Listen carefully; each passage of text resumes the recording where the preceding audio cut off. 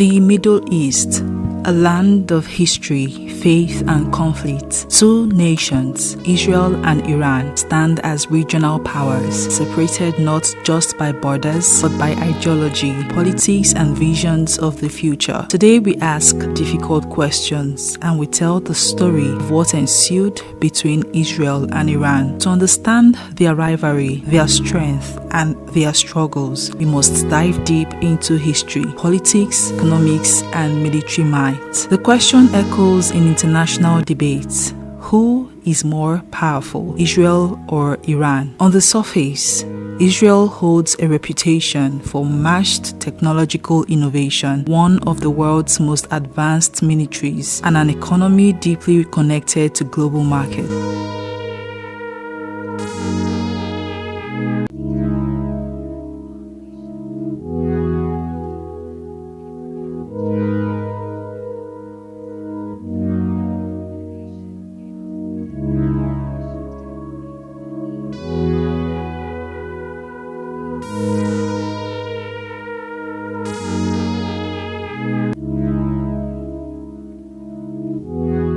Iran, on the other hand, possesses vast natural resources, strategic geography, and a network of regional allies that extends its influence far beyond its borders.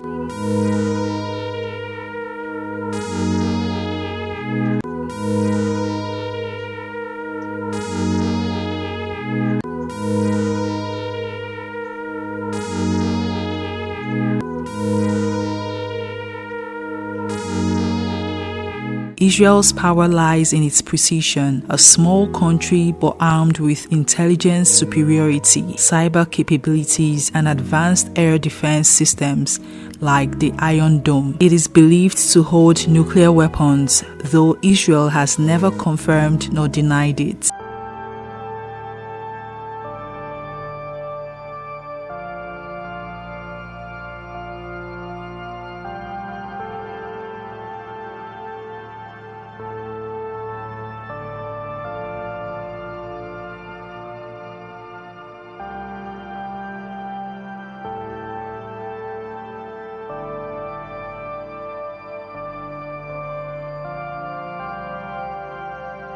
Iran's power is different. Larger territory, a population of over 85 million, one of the biggest missile arsenals in the Middle East.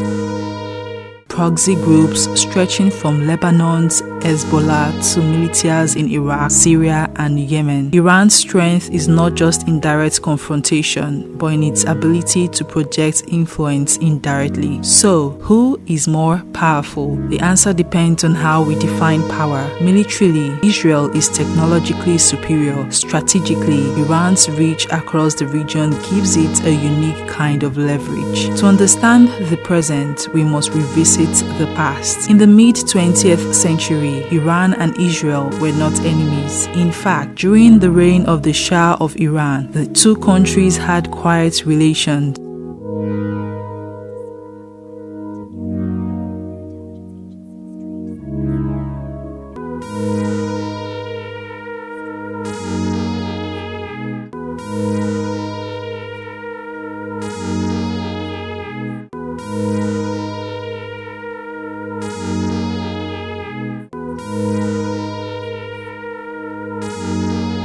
So after the Islamic Revolution of 1979, everything changed. The new Iranian leadership under Ayatollah Khomeini declared Israel an illegitimate state. From that moment, the rivalry began. Today, what's happening with Iran and Israel is a shadow war, fought not always in open battlefields but in intelligence operations, cyber attacks, assassinations, and proxy wars. In Syria, Iran supports the government of Bashar al-Assad, while Israel carries out airstrikes to prevent Iranian weapons from reaching Hezbollah. In Gaza, groups aligned with Iran clash with Israeli forces. At sea, mysterious attacks on oil tankers have been linked in both sides. This is not just about territory, it's about ideology, survival, and influence. Israel fears Iran's nuclear ambitions. Iran, meanwhile, positions itself as a defender of Palestinian cause and a challenger to Western influence in the region. The thought is chilling. What happens if Israel loses the war? For Israel, losing a war is not just about defeat, it is existential.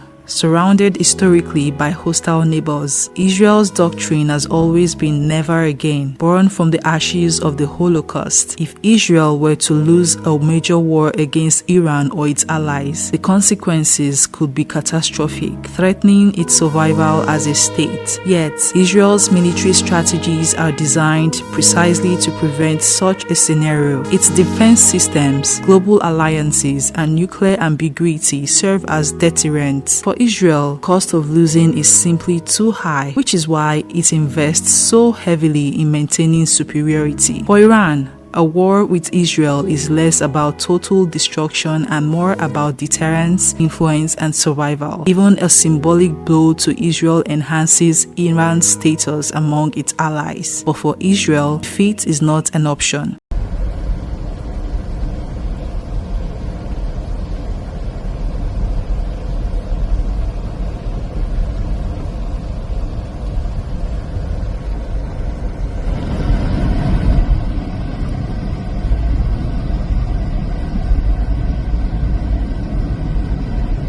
To answer the question, what makes Iran so powerful? We must look beyond weapons. Iran sits on some of the world's largest reserves of oil and natural gas, resources that fuel not only its economy but also its geopolitical leverage. Its size and population dwarf Israel's, but more than that, Iran's strategy is asymmetric. Through groups like Hezbollah in Lebanon, the Houthis in Yemen, and Shia militias in Iraq and Syria, Iran projects influence without needing to send its army across borders. This axis of resistance, as Tehran calls it, gives Iran the ability to pressure Israel on multiple fronts simultaneously. Iran's missile program is another pillar of its power.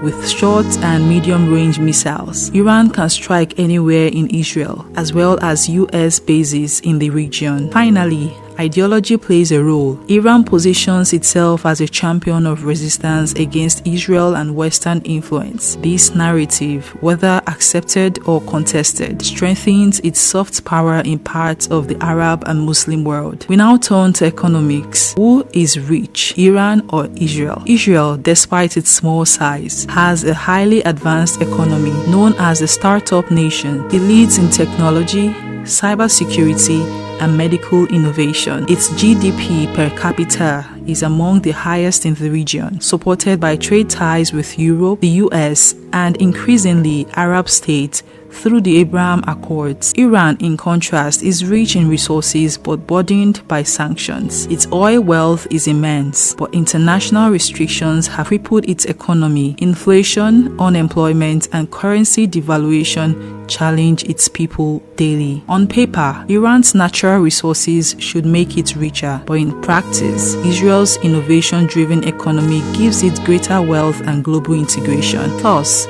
when we ask who is rich, Iran or Israel, the answer is clear. Israel holds the upper hand economically, while Iran's wealth lies untapped beneath the weight of sanctions. Amid these comparisons, we must step back and ask a larger question. Who has the strongest military in the world?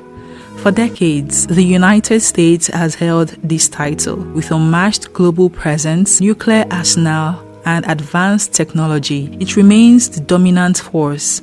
China and Russia follow, each expanding their capabilities. Israel and Iran are powerful regionally, but on a global scale, they are not the strongest. Israel relies heavily on its alliance with the US, receiving billions in military aid annually. Iran, meanwhile, compensates for its conventional weakness with unconventional tactics and alliances. So, while their rivalry is fierce, in the global picture, the strongest military remains the United States, with others like China and Russia challenging that dominance. We end with a critical question: why is the Israeli army so powerful? The answer lies in necessity. Israel is a small nation in a volatile neighborhood. From the moment of its founding in 1948, it has faced wars and existential threats. To survive, it developed a defense strategy unlike any other. Compulsory military service ensures a ready force. Advanced technology, much of it homegrown, powers weapons systems like drones,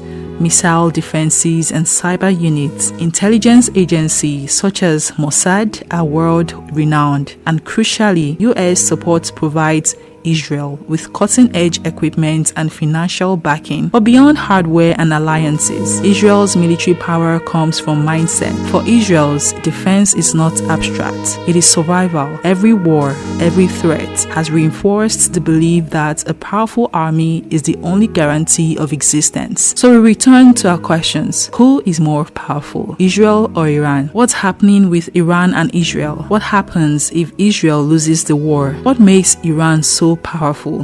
Who is rich, Iran or Israel? Who has the strongest military in the world? Why is the Israeli army so powerful? The answers are complex, shaped by history, geography, and politics. This is not a conflict of numbers alone, but of identity, survival, and influence. In the end, the story of Israel and Iran is not just about power. It is about people, choices, and the fragile hope that one day rivalry might give way to peace.